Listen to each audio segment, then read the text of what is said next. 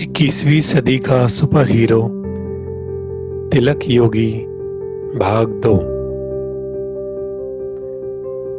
इतना अंधेरा क्यों है? कुछ दिखाई क्यों नहीं दे रहा है? ऐसा अंधेरा जैसे कि मैंने आंखें बंद कर रखी हैं। नहीं नहीं, मेरी आंखें तो खुली हुई हैं। हाँ, मैंने अभी अपनी पलकों को बंद किया और फिर खोलकर देखा। फिर भी दोनों ही स्थिति में समान अंधेरा था। शायद लाइट गुल हो गई। अरे, वो दूर रोशनी कैसी है? हाँ, वहां चलकर देखना चाहिए। मैं धीरे धीरे रोशनी की ओर बढ़ रहा हूं। अचानक मैं आगे क्यों नहीं बढ़ पा रहा हूं? सामने कुछ है जो मुझे आगे नहीं बढ़ने दे रहा है। तुरंत पीछे से आवाज आती है, बेटा एक बार बोलकर तो देख ले, शायद छुट्टी दे दे। तिलक, माँ, तुम कहाँ हो? मुझे वो सामने दूर रोशनी के अलावा कुछ दिखाई क्यों नहीं दे रहा? माँ, माँ, मुझे तुम दिखाई नहीं दे रही हो और ना ही उस रोशनी की ओर मैं जा पा रहा हूँ। मैं कहीं फंसा हुआ हूँ। मैं अपने पैरों में चलने के लिए तेजी से जोर लगा रहा हूँ। आह! तिलक तुरंत घबराकर तेज चल रहे पंखे के बाद भी पसीने से भीगा हुआ उठकर बैठ जाता है। तिलक उठकर घड़ी की ओर देखता है। जैसा कि उसे अंदेशा था, घड़ी पुनः 3:45 बजा रही थी। तिलक अब इन सपनों के रहस्य को समझ नहीं पा रहा था। वो ये समझ चुका था कि ये साधारण आने वाले स्वप्न नहीं हैं। तिलक मन में सोचता हुआ,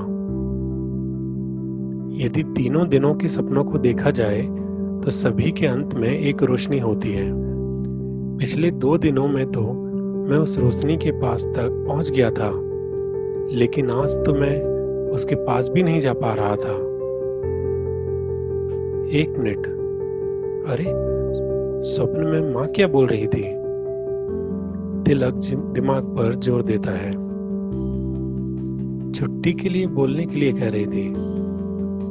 नहीं नहीं, ये तो चूंकि दिन में माँ से मेरी बात हुई थी तो वही दिमाग में रहा होगा, इसलिए दिख गया होगा। मैं भी ना क्या क्या सोचता रहता हूँ। इस वैज्ञानिक युग में एक इंजीनियर ऐसे कैसे सोच सकता है? तिलक किचन से पानी पीकर आता है और सोने की कोशिश करता है, लेकिन आज लगातार तीसरे दिन के सपने के कारण वो उन्हीं ख्यालों में खो जाता है। बाहर से माँ की आहट आती है तो तिलक घड़ी की ओर देखता है। 7 बज गए, उठना चाहिए, समय से ऑफिस पहुंच जाऊंगा। तिलक टिफिन लेकर ऑफिस पहुंच जाता है। सुबह माँ ने उसे छुट्टी के बारे में कुछ नहीं कहा था। वह जाते ही कंप्यूटर ऑन करता है तो मिस्टर पवार का मेल था, जिसमें उन्हें अपनी ज़रूरत के अनुसार पूरे प्रोजेक्ट में कहाँ कहाँ कैसी की ज़रूरत है लिखा था। तिलक ने उनसे 7 दिनों का समय लिया था और बॉस को भी बता दिया था, लेकिन उसे कल से ही लग रहा था कि ये कहीं बड़ा और अधिक कठिन प्रोजेक्ट है और इसकी प्रोग्रामिंग उतनी ही कठिन होने वाली है। तिलक ने कंप्यूटर पर प्रोग्रामिंग करना शुरू की और करता ही चला गया। उसे खुद पर विश्वास नहीं हो रहा था कि वो इस तरह बिना रुके और बिना किसी करेक्शंस के प्रोग्रामिंग करता जा रहा है। सुरेंद्र तिलक से कहते हुए स्टाफ रूम की ओर चला गया। लंच का समय हो गया है, मैं चल रहा हूँ, तुम पहुंचो। तिलक प्रोग्रामिंग में इस तरह से गुम था कि उसे पता ही नहीं चला कि किसी ने कुछ कहा भी है। वो अब भी प्रोग्रामिंग कर रहा था। उसकी उंगलियां कंप्यूटर की कीबोर्ड पर ऐसे चल रहे थे जैसे कि सामने स्क्रीन पर देखकर कोई टाइपिस्ट काम कर रहा हो। सुबह से लगभग 5 घंटे लगातार प्रोग्रामिंग करते हुए तिलक एक भी बार ना उठा और ना ही उसने पानी ही पिया। जैसे ही कंप्यूटर कीबोर्ड पर उसने अंतिम बटन एंटर की दबाई, स्क्रीन पर सक्सेसफुल लिखकर आने के बाद सॉफ्टवेयर की प्रथम स्क्रीन सामने आ गई। इससे पहले कि तिलक कुछ रिएक्ट करता, कुछ देर से उसके बगल में खड़ा सुरेंद्र, जो कि लगातार तिलक की उंगलियों को और स्क्रीन को देख रहा था, चिल्ला पड़ा, ये क्या था? ये तुमने कैसे किया? तिलक जैसे कि खुद ही हैरान था। उसने तुरंत अपनी उंगलियों को कीबोर्ड से उठाकर देखा और फिर स्क्रीन को देखा। तिलक, जरा एक मिनट, ये कैसे हुआ? मैं फिर से सॉफ्टवेयर चेक करके देखता हूँ। कुछ देर सॉफ्टवेयर चेक करने के बाद तिलक, हाँ सुरेंद्र, ये तो वैसा ही बन गया जैसे कि मिस्टर पवार ने सुबह ईमेल करके कहा था। सुरेंद्र, लेकिन ये तुमने इतनी जल्दी कैसे किया? तिलक, मुझे भी नहीं पता। फिर तिलक ने घड़ी की ओर देखा। लंच हो चुका था। सुरेंद्र, क्या तुमने अभी तक लंच नहीं किया? मैंने तुमको कहा तो था कि लंच करने आ जाना। मैंने सोचा तुमने यहीं लंच कर लिया होगा। तिलक आश्चर्य से लेकिन मन ही मन में सोचा, मैं लगातार 5 घंटे से यहाँ बैठा हूँ, बिना उधर उधर देखे, और मुझे पता ही नहीं। फिर स्थिति को सामान्य बनाते हुए बोला, चलो कम से कम ये प्रोजेक्ट तो हो गया। तिलक, सुरेंद्र, मैं बॉस को ये प्रोजेक्ट दिखाकर आता हूँ। मैं अंदर आ सकता हूँ सर? तिलक ने कहा। मिस्टर ठाकरे, हाँ आओ तिलक। तिलक, सर आपके कंप्यूटर की डी ड्राइव में मैंने मिस्टर पवार का सॉफ्टवेयर भेजा है, प्लीज चेक कर लीजिए। मिस्टर ठाकरे, क्यों, कुछ दिक्कत आ रही है क्या? तिलक, नहीं सर, काम पूरा हो गया है। मिस्टर ठाकरे कुर्सी से खड़े हो गए। क्या, काम पूरा हो गया?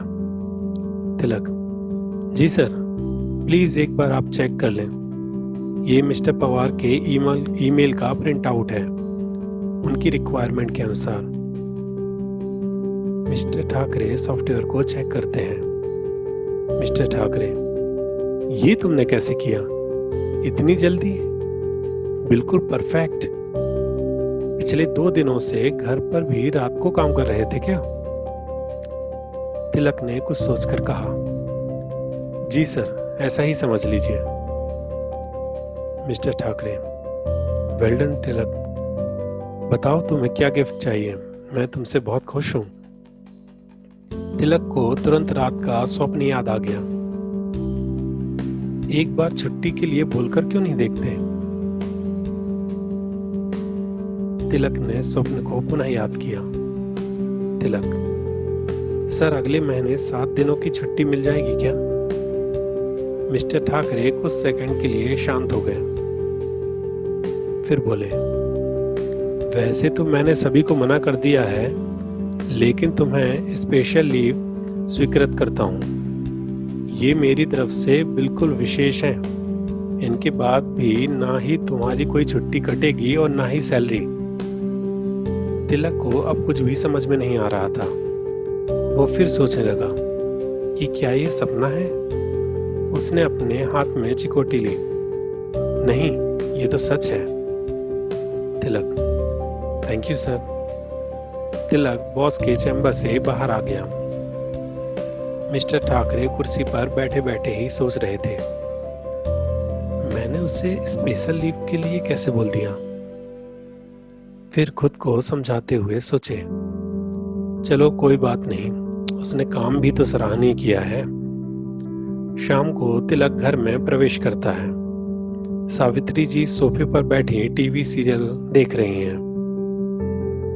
माँ, आज तो गजब हो गया। तिलक ने जूते उतारकर बैग को टेबल पर रखते हुए कहा। सावित्री जी, अरे तुम आ गए, क्या हुआ बेटा? तिलक ने ऑफिस में आज हुए पूरे घटनाक्रम को स्वयं ही आश्चर्य के साथ बता दिया। सावित्री जी हल्की से मुस्कुराते हुए और कुछ सोचते हुए धीमी आवाज में बोली, आखिर उन्होंने उनके पास पहुंचने का रास्ता साफ कर ही दिया। तिलक आश्चर्य में था। किसने? कौन सा रास्ता? सावित्री जी, अरे कुछ नहीं, भगवान का शुक्र है कि ऋषिकेश जाने का रास्ता साफ हो गया। तुम्हें छुट्टी जो मिल गई।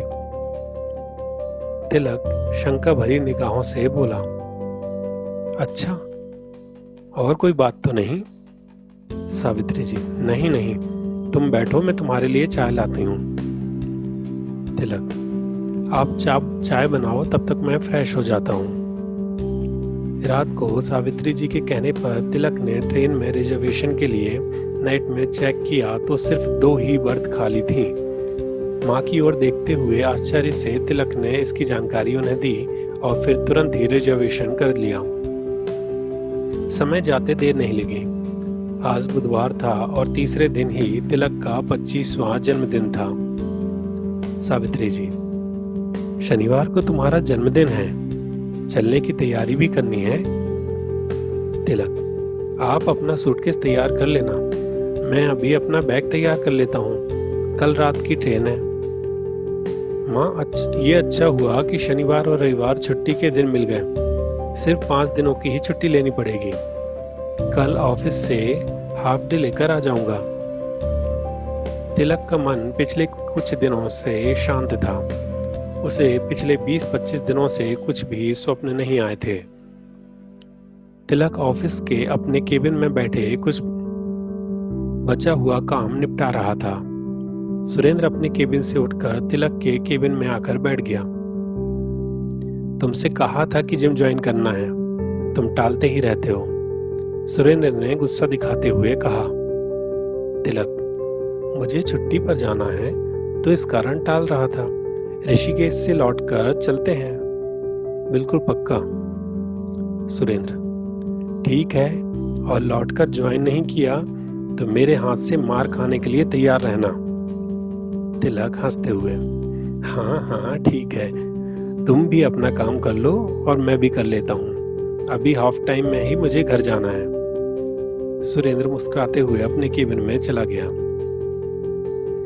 तिलक बैग और सूटकेस सीट के नीचे रखते हुए, माँ, ये दोनों लोअर बर्थ हमारी हैं, ऊपर की दोनों सीट खुल चुकी हैं, तो तुम भी लेट जाओ। सावित्री जी, ठीक है बेटा, मैं इसमें लेट जाती हूँ, वैसे भी 10:30 बज गए हैं, सोने का समय तो हो ही गया है। कहते हुए सावित्री जी ट्रेन के केबिन के दाहिनी वाली लोअर बर्थ पर लेट जाती हैं और तिलक बाईं बर्थ पर बैठ जाता है। चूंकि ऊपर की दोनों बर्थ खुली होने के कारण बैठने में परेशानी हो रही थी, तो तिलक भी लगभग 15 मिनट बाद अपनी बर्थ पर लेट जाता है। बेटा, साथ साथ में रहना, कहीं जाना नहीं, भीड़ बहुत ज्यादा है। सुनो जी, इस मेले में कितने ज्यादा साधु संत आए हुए हैं। सूर्यवीर, इनमें से ज्यादातर यहीं ऋषिकेश के ही हैं। वो देखो कितनी गुफाएं हैं, यहाँ इन्हीं में से ये लोग तपस्या करते रहते हैं। कुछ विशेष तिथियों में ही ये लोग बाहर आते हैं। सुना है कि कुछ साधु तो कई वर्षों से इन्हीं गुफाओं में रहकर तप कर रहे हैं। अरे बेटा, ध्यान से चलो, किसी की ठोकर ना लगे। लगभग 5 साल का बच्चा अपने माता पिता के साथ पूर्णिमा के मेले में घूम रहा है। बच्चा, कितनी सुंदर गुफा है। जब तक माँ इस दुकान में कुछ खरीद रही है, मैं जल्दी से इसके अंदर देख कर आता हूँ। कितनी बड़ी गुफा है ये, बाहर से तो छोटी सी दिख रही थी। कितना अंधेरा है इसके अंदर, वो क्या चमक रहा है, चलकर देखता हूँ।